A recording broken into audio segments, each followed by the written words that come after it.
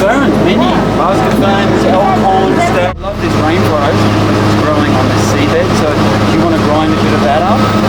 So we're told that 300 million years ago, this pushed up in the air and made a mountain because Australia ran against the Pacific plate.